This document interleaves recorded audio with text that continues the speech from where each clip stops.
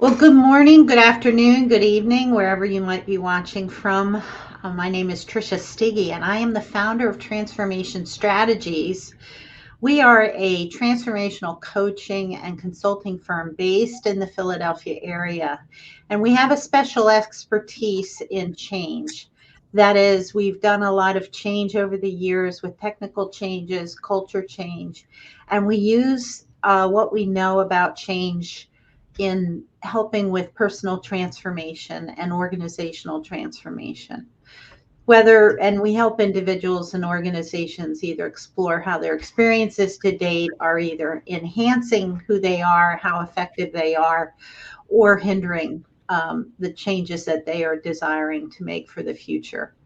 Today, just to give you an understanding of why we started this webinar series, Cultivating the Emotionally Intelligent Workplace, is because our workforces today, as you all know, are demanding a lot of different um, levels of psychological safety, trust, and mental health. Our workplaces are being driven towards creating these kinds of environments because businesses that really want to remain competitive in the marketplace really have to grow in their emotional intelligence capacity of its leaders. And emotional intelligence really cannot be fully expressed without exploring and addressing the impacts and resulting behaviors that life experiences really have on the personal lives and employees in our workplaces. We bring what's happened to us in our lives, we bring our histories and stories into our workplaces. And during this series, we really wanted to provide an opportunity for us to be able to discuss some of the undiscussables that typically come up so that attendees will also be hearing, and viewers of this webinar will also be hearing from human resource experts and published authors, therapists. I wanted to really try and create a balanced conversation on these panels so that all of the different perspectives could weigh in on the topic that we're talking about. So I would like to start us off by having my guest panelists today, who I'm thrilled to have with us, give them an opportunity to say hello, introduce themselves briefly before we start in on this conversation about imposter syndrome. So Cam and Marjorie, welcome in. Thank you so much for your time today. Really appreciate you honoring me with participating in this. And I guess I will start with Cam. And Cam, did you want to go ahead and just briefly introduce yourself? Sure. Thanks, Tricia, and delighted to be part of this discussion today. So thanks for the opportunity. So I am the Chief Human Resources Officer for a company called Teleflex, which is a global medical device company that's headquartered just outside of Philadelphia. We have about 15,000 employees globally, and we design, manufacture, and sell medical technologies that really save and enhance people's lives around the globe.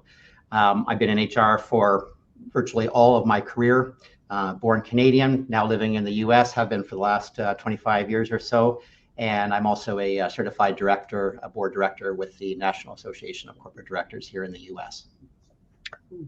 Thanks, Cam. And Cam is humble, but he's also been selected as Chief Human Resource Officer of the Year in 2018, I believe it was, here in the Philadelphia area. So very well known and great reputation. Cam, thanks again for joining us. Marjorie. Hi, thank you for the opportunity, and it's so wonderful to be able to have this conversation with Cam. So I'm president of Ascend Consulting.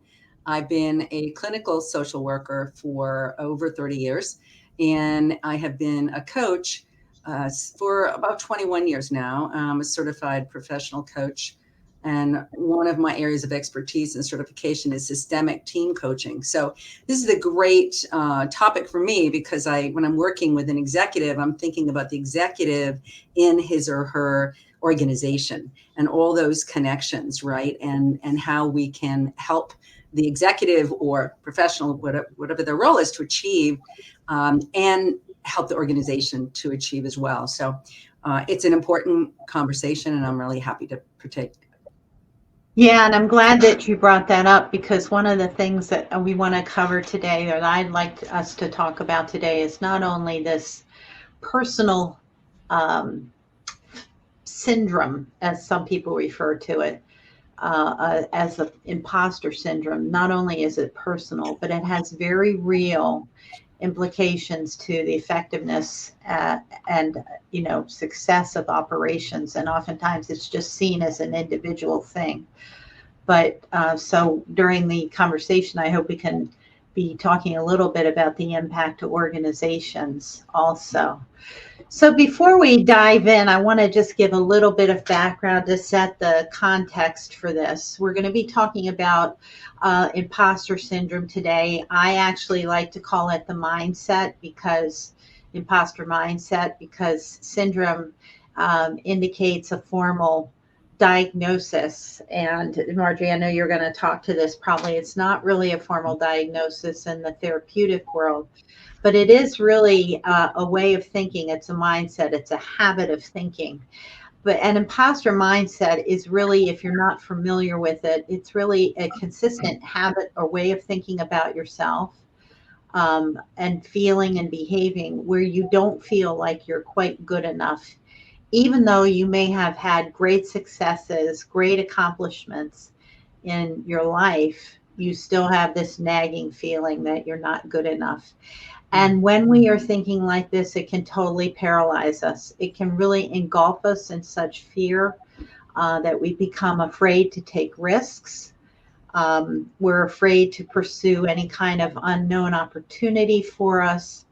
And it leaves us feeling, somewhat very insecure.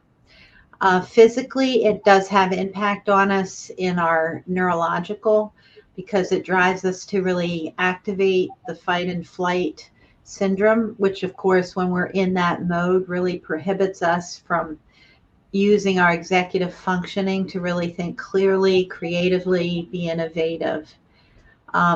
All of you listening have probably had some kind of imposter thoughts in your life. 70% of us, particularly those that are high achievers, struggle with this. Some really well-known names such as Maya Angelou and Albert Einstein, and even the Starbucks CEO Howard Schultz, have dealt with imposter syndrome.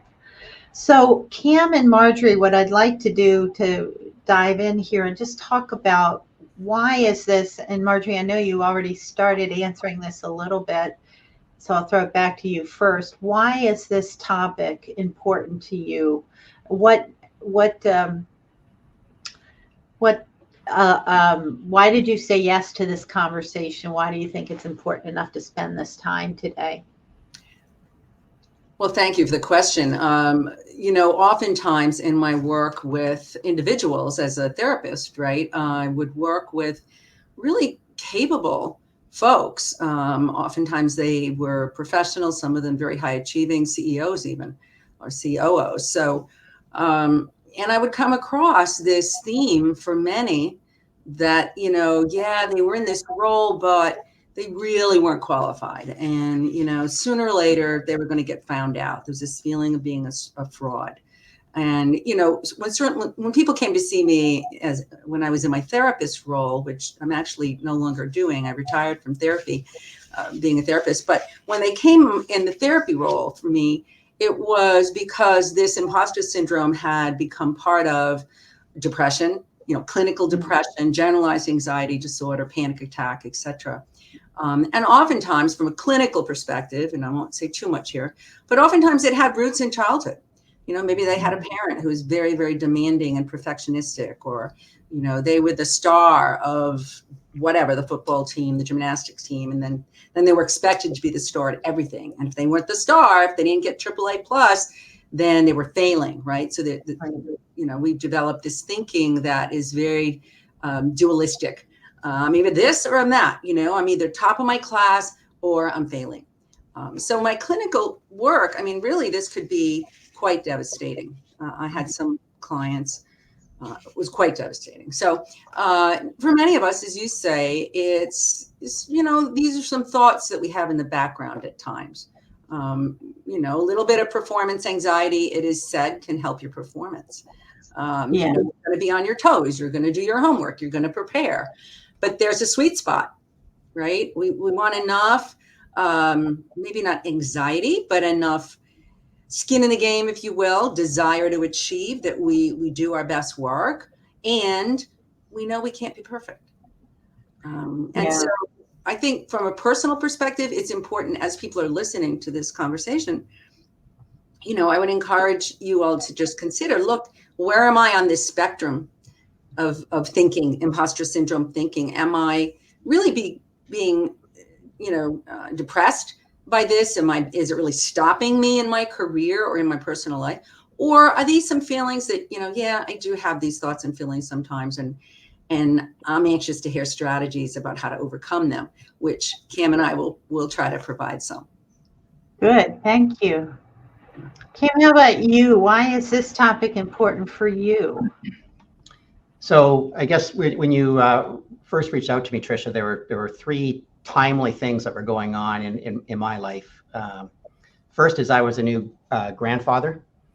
And so my younger son and his wife had just had their first child. And I was remembering back to when our older son was born as our first child back in Canada.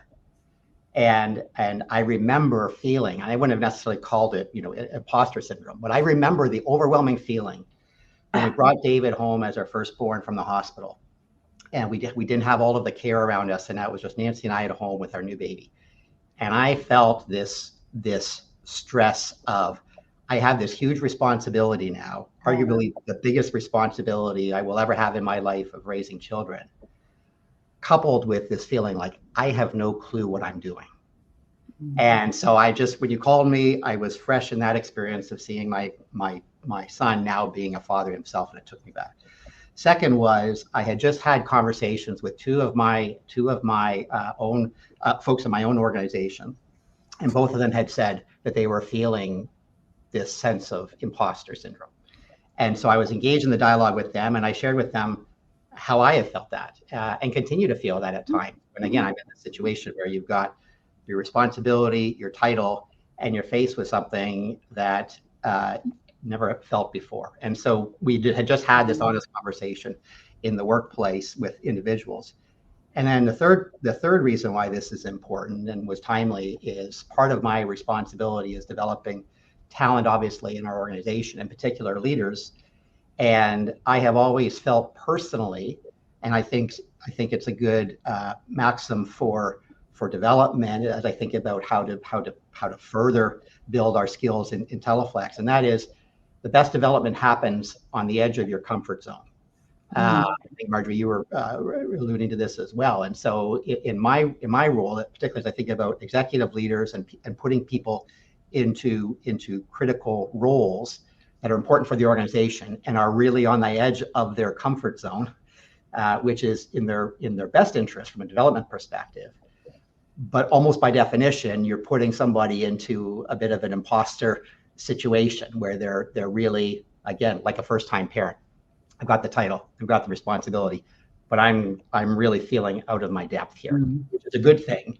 But I think how we support folks in those situations, in my situation in Teleflex, is a critical part of success. So those are the three things, Tricia, that I guess were particularly fresh when you reached out. Lots of other reasons, but those were three. Yeah. Well, I've never been a parent myself, but I can imagine that every new parent probably feels like, what the heck am I doing? Maybe we have some that go at it gangbusters and never question, but I find that's probably not the case. But so if we look at some of the downsides and impacts of the imposter mindset. We've started already exploring some of those, but when this plays out in the business arena, because I want to be very business focused. These things are very personally oriented. But the thing that we don't do, I think, enough is really help people understand how all of these different things impact our ability to meet business results. Mhm. So, what are some of the downsides and impacts that you can see from a business operations perspective when the imposter mindset is at play?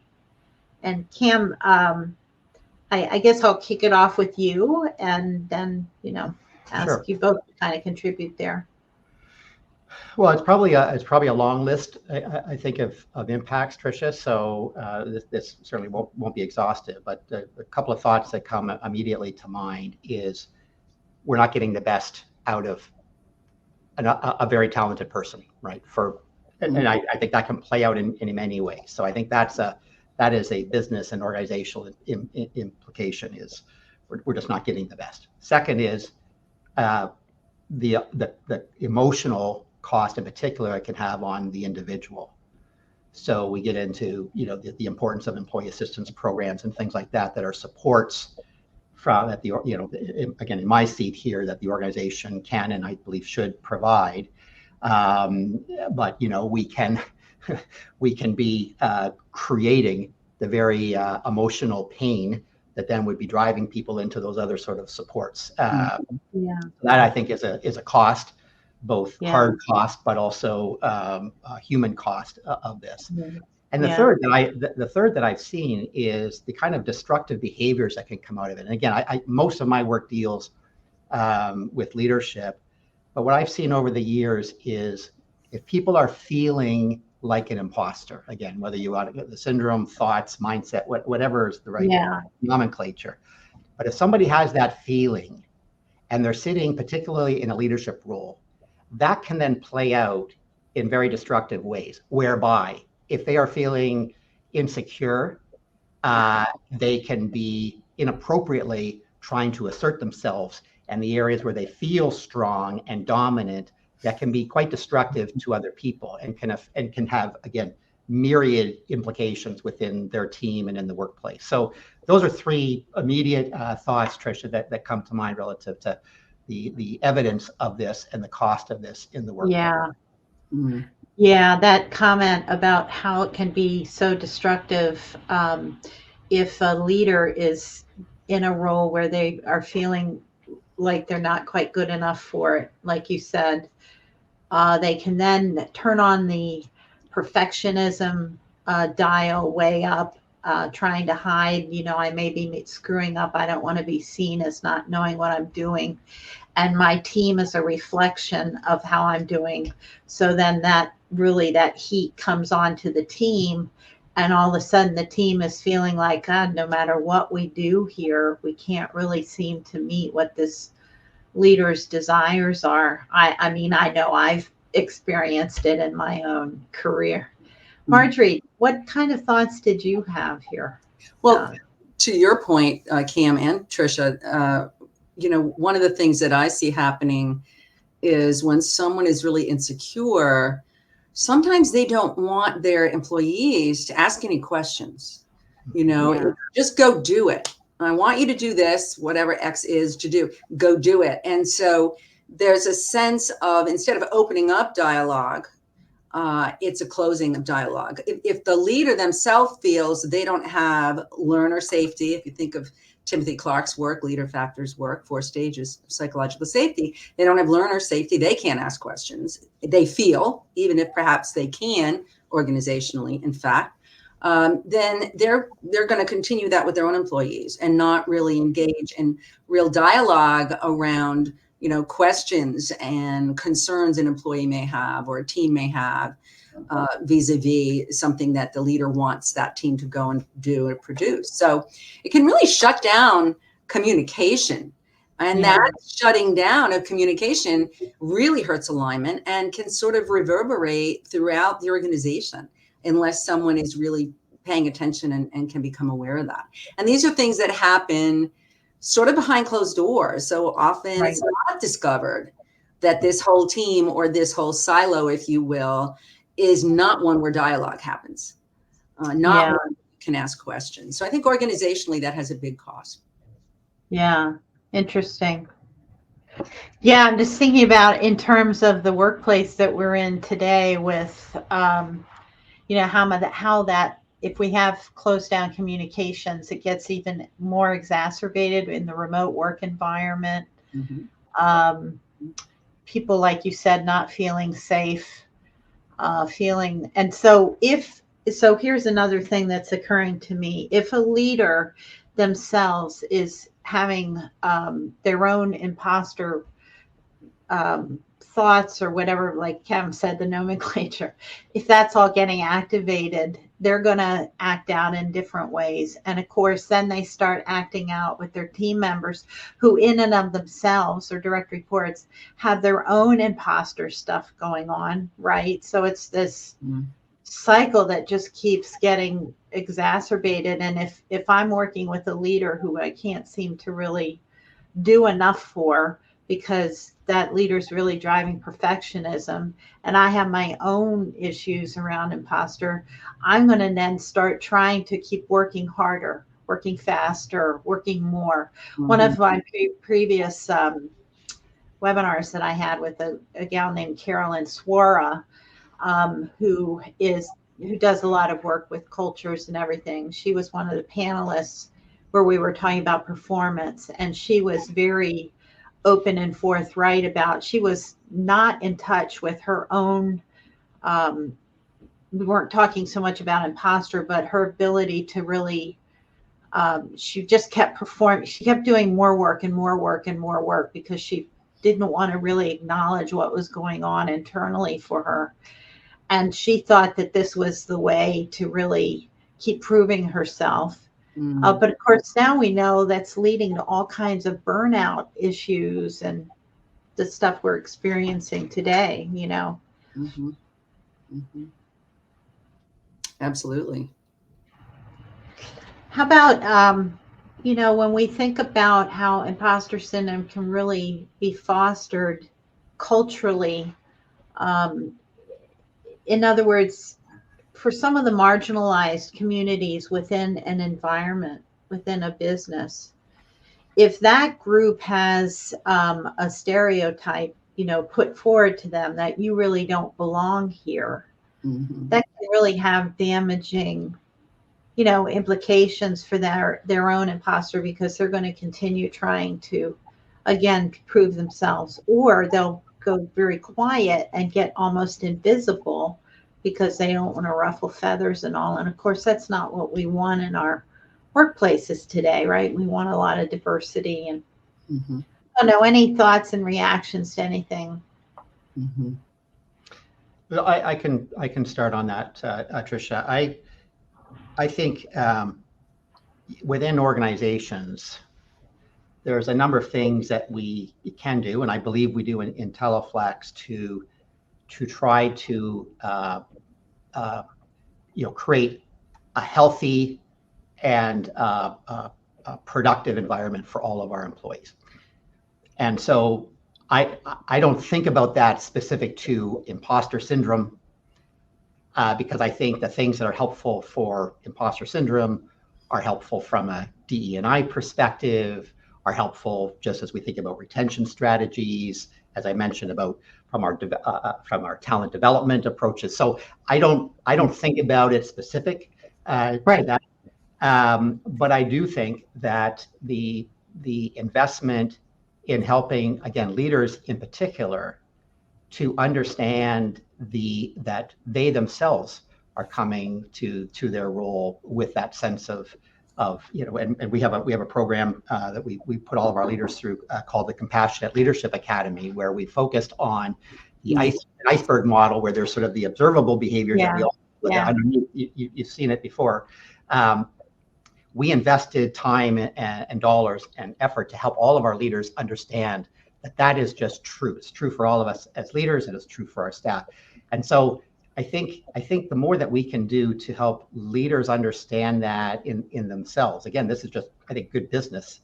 Be compassionate, will reap dividends across the board, including on this dimension of imposter syndrome thoughts. Yeah.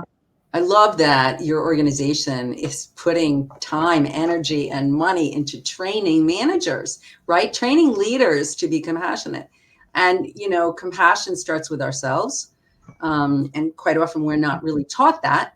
But if Yeah. I'm harsh and judgmental and perfectionistic with myself, I'm going to expect that of those around me. And in a very unconscious way. I may not know that I'm doing that, right? So I think what you're doing at Teleflex is so important, because this has to be taught. We do have to learn how to allow people to ask questions, how to allow people to make a mistake or to fail at something. And what does that conversation look like? And how can we turn that conversation around a mistake or a failure into an opportunity for growth that benefits not only the employee, but the rest of the team and the organization? Because if one person has a dumb question or fails at something or makes a mistake, it's likely somewhere else in the organization there's the same question or the same concern or mistake or what have you. So I think this is very, very important for organizations to be aware of, and to understand that leaders are not born. Leaders are created, they're empowered, they have to be educated over time. It's a developmental process. And so if the leader has that awareness of themselves and their own areas of insecurity and so forth, they're going to be more attuned and really help their employees to work through, right, some of those imposter syndrome thoughts, if you will, and turn them around. Can I just maybe add a point to this, Tricia? And again, I don't know if the folks listening into this conversation, how many are HR professionals sitting in a seat similar to my own, but one of the reasons why I love our profession and the seat that I have, but all of my HR colleagues certainly here at Teleflex, is I think it is a very privileged seat that we sit in, because we have, again, we at least have one leader, maybe a couple of leaders, where we have that, and I'll just use the word intimacy in an appropriate professional context, but I think we have the intimacy of that relationship where we can see maybe some of the humanity of the business leader and be able to both speak into those areas where they, in an appropriate way, where they may need some of that encouragement, affirmation, whatever is the right word there, and also maybe point out some of the ways where their own insecurities, and it becomes more complicated, obviously, the higher you get in an organization, but to help to just point out some of those areas that really no one else in the organization has the opportunity and the responsibility and the privilege to be able to do. So I find that to be one of the most satisfying and important aspects of my seat. And I imagine HR folks on the call can likely relate to that aspect of their role. But I think that's a real important contribution to the organization in addressing this particular aspect of leaders. Go ahead, Marge. I was just going to say, this is really part of emotional intelligence, right? I mean, it's pretty basic for all of us. And as a coach, 95% of what I'm called in to do turns out to be part of emotional intelligence. Whatever the ask is, there's a huge element to EQ there. And so it's self-awareness and self-management, and then social awareness and social management. So it's an ongoing process of all of us learning more about ourselves and growing and becoming more familiar with our own insecurities and how to overcome it and what's true, right? How to ask ourselves, oh, wait a minute, what's really true here about myself? And then because I can do that myself, the idea is then I can help my employees and my team be able to do that. So it's critical. It's critical to organizational success. It's very much, it's the right thing to do, and it improves the bottom line. Definitely. Yeah, I wanted to make a comment on the comment about creating that intimate relationship with the role that you have in your space, Cam, because those of us who have worked with senior leaders over the years know how lonely that spot can be for them. They really don't have a place of safety. They're always having to be on. They can't really go home and talk about it that much. Maybe they have one or two colleagues, but usually if they're hanging out with their like peers, in networking situations or conferences or whatever, they're not going to be sharing too much about what's going on. And so where is the outlet, for these folks to really let down their guard, let down their masks and talk about, this is what I'm feeling or that's what I'm feeling. Cam, this is a little bit of a tangent, but what do you think were the conditions, if you will, that you helped either create or build to allow yourself to have those kind of relationships with your leaders? Because not all of them, I'm sure it grew over time, but. Wow. Yeah, that's probably a very, I've tried to do a level of self-reflection very fast here on that, because I think it's I'll say this. I think for me, in the different roles, a very big piece of it has been my own journey to understand myself. And that journey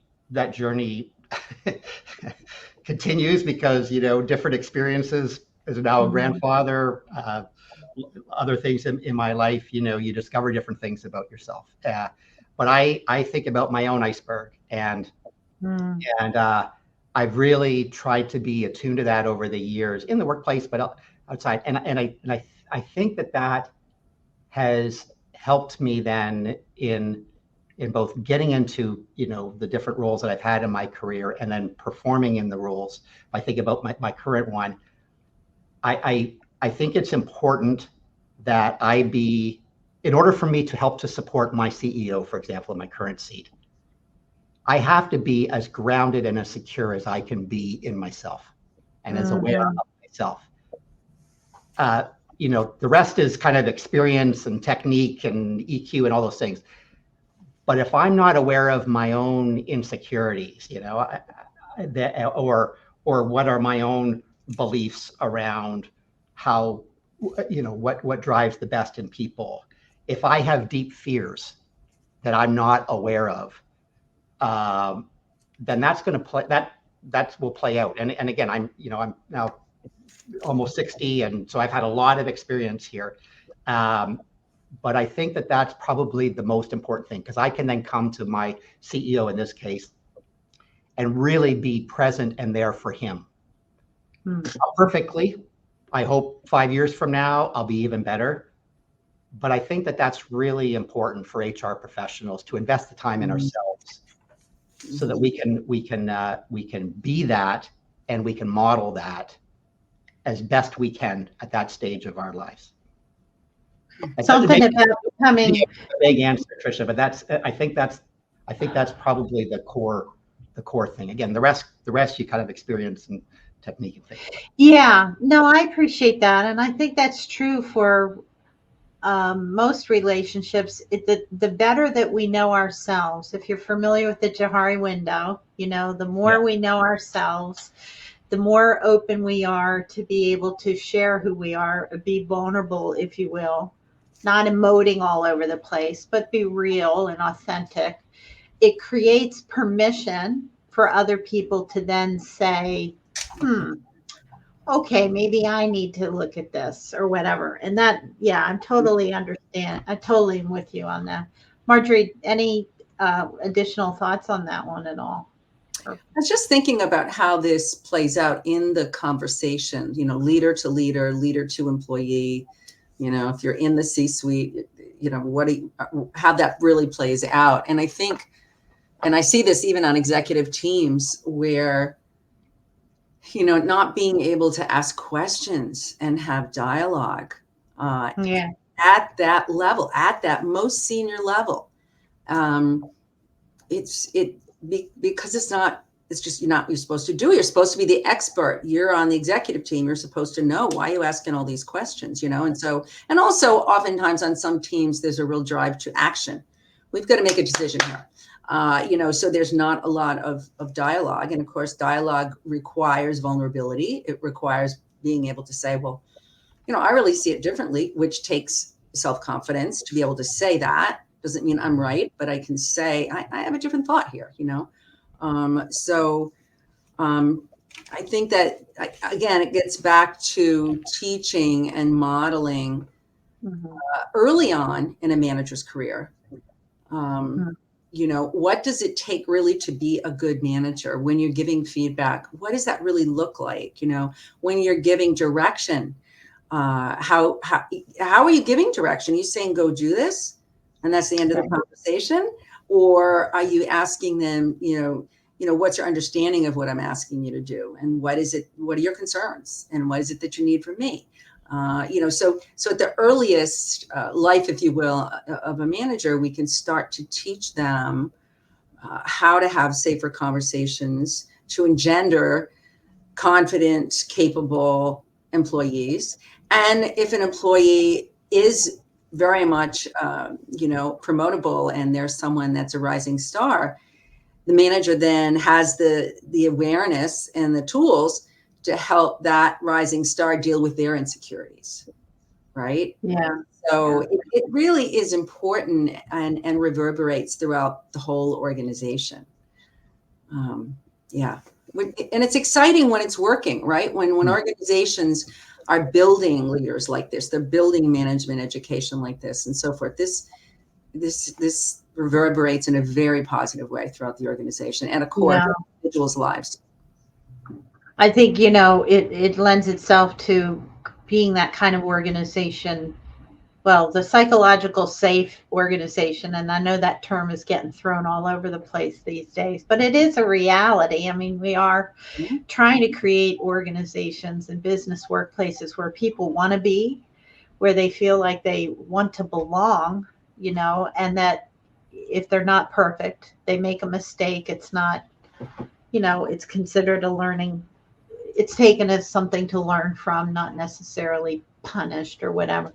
And I know that, the current workforce, new recruiting folks, new people that are looking for organizations, the younger generation is what I'm trying to spit out here. They're looking for these kind of leaders who are willing to be, more vulnerable, more authentic. I've had some conversations with some of the younger folks lately, and I do a lot of work in the trauma space, and I was talking about, how trauma can really, things that we go through when we're little or whatever, they obviously play out, in our leadership roles or who we are as a person in the organization. And I was saying, but I'm not sure I should be using that term so much. And they're like, we're all about understanding this, so please continue to talk about this. And of course, we know there's more and more coming out about the trauma-informed workplace, and it links with emotional intelligence and things like that. But some of the things that both of you were mentioning, I wanted to kind of have one last conversation around. Cam, when we first started talking among the three of us about what we wanted to talk about, you posed an interesting question that really made me think, and that had to do with, what is the organization's responsibility here? How much, we're all about trying to make money and be a business. And you were talking out loud a little bit about, geez, what is the responsibility that we have as an organization to help people work with their imposter syndrome or mindset, because we know that it is contributing to things not working well for us as an organization. Mm-hmm. And we have a lot of other things that we need to also deal with. So you mentioned that you've got leadership programs that you see it. You're not singling out the whole idea of imposter. You're seeing it as part of a bigger systemic way of dealing with it, with DEI and all of those. But I'll just open that up to both of you. What do you think is the organization's responsibility? How much should be owned by them or not?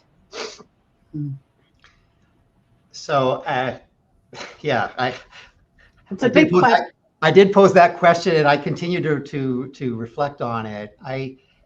so let me talk specifically about Teleflex as an example. So we have a very strong core value set, and in both the visual and in reality, people are at the center of all we do.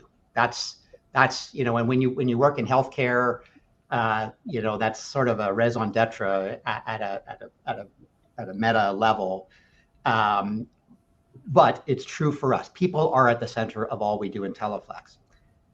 And that's people at the center in the context of our work, right? So, and that's not to diminish the intrinsic importance of people, but I do think that our responsibility on any one particular issue does have some practical limits, right? So and that's where I would say that our responsibility, my responsibility in Teleflex, is to make sure that we have a healthy workplace, that we are providing growth opportunities for people and supporting them in moving into those, which again has an imposter syndrome aspect or a mindset aspect, as we discussed earlier. I think the business has a responsibility, also as we referenced earlier, to make sure that leaders, certainly in the context of Teleflex with a very strong core value set, that leaders are leading in a compassionate way, which is good humanity, but it's also good business. Again, it's people at the center of our Teleflex business. And as there are needs then that get outside of that, that's where I think, again, we have a responsibility, and I think it makes good business sense to have a comprehensive and effective employee assistance program so that people are able to, which again has boundaries around it. It's not unlimited. It's not, people are doing that while they're providing work and value to Teleflex.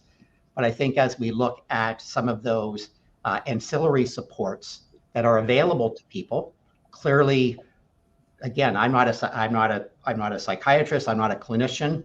Those conversations can be directional as we encourage people to take advantage of it, but it's not my role if somebody is burning out, if I can put it that way.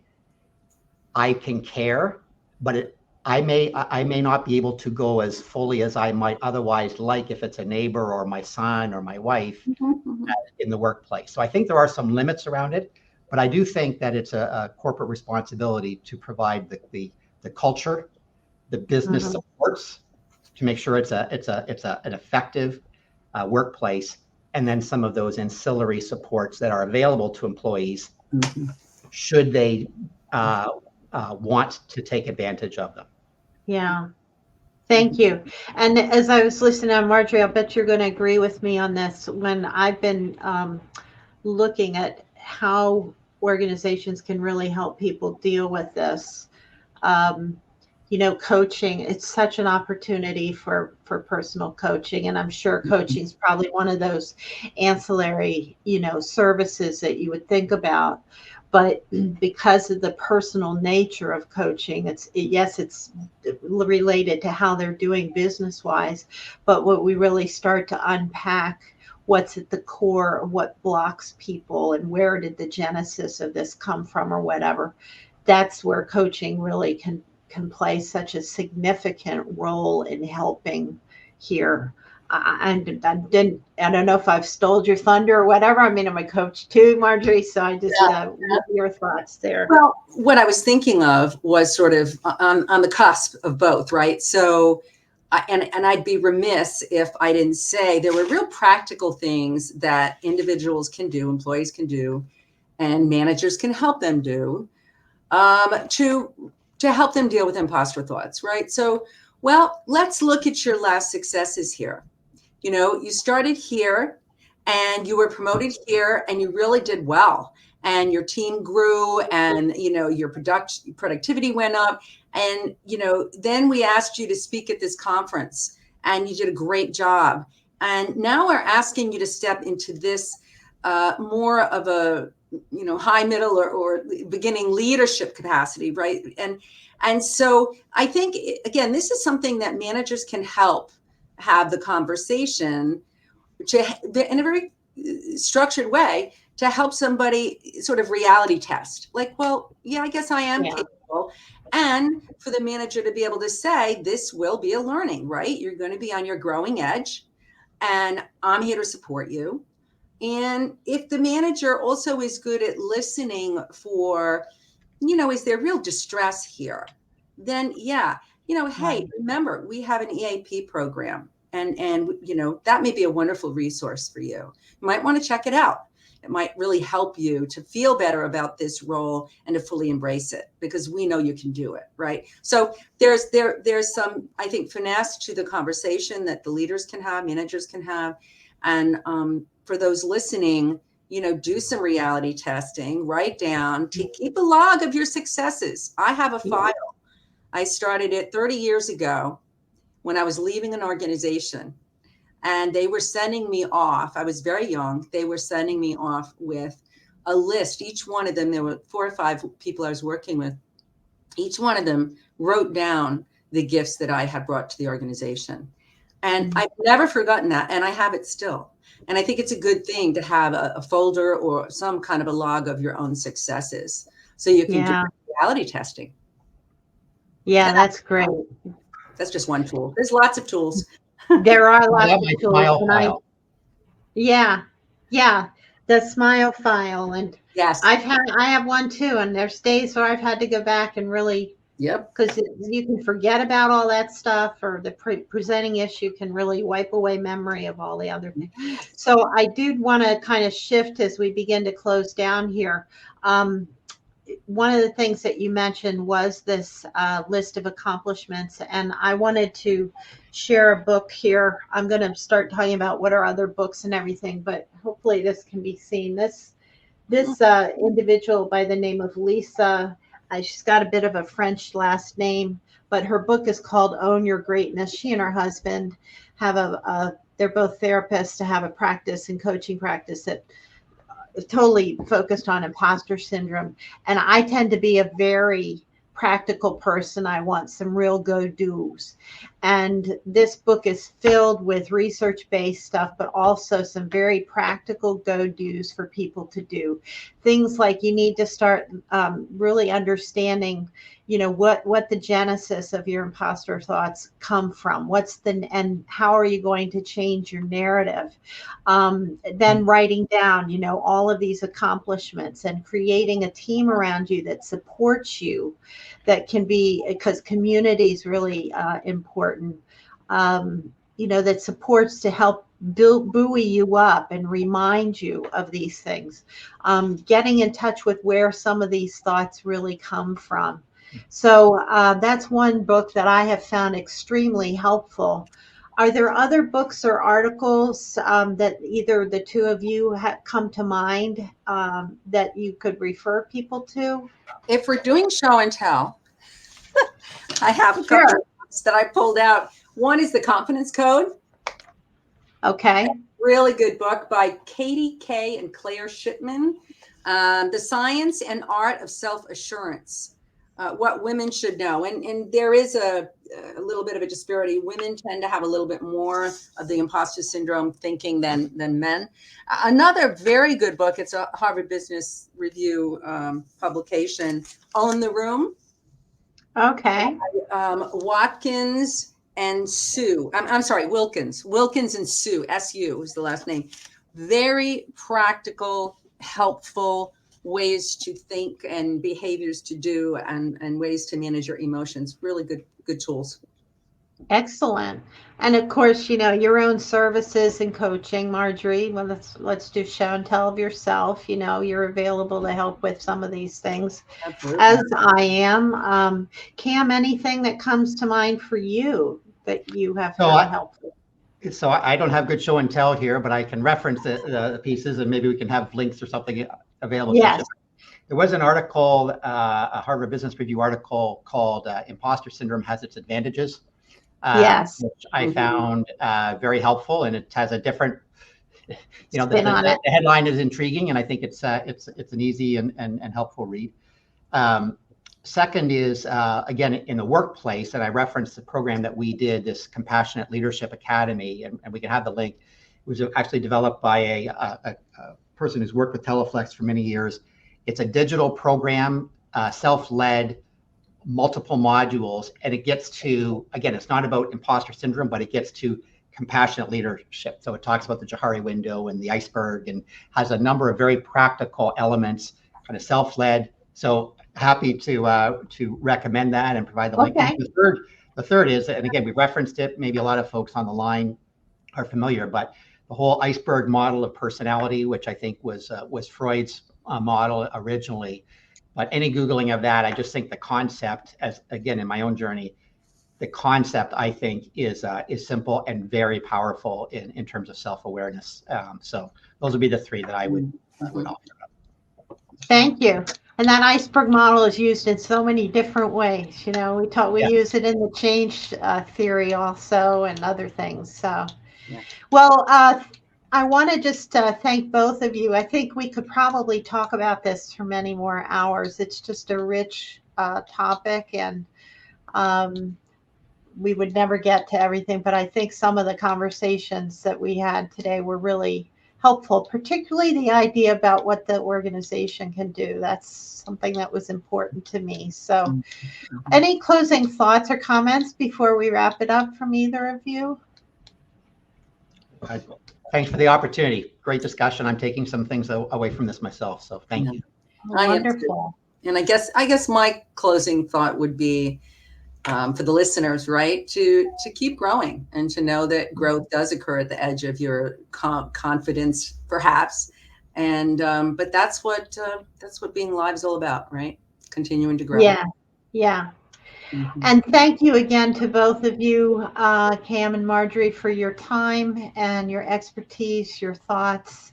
And we will have links to all of the things that we referenced just here at the end in the description below for you to be able to reference. So thanks all for watching. Have a great rest of your day and evening. Take care. Thanks. Thank you.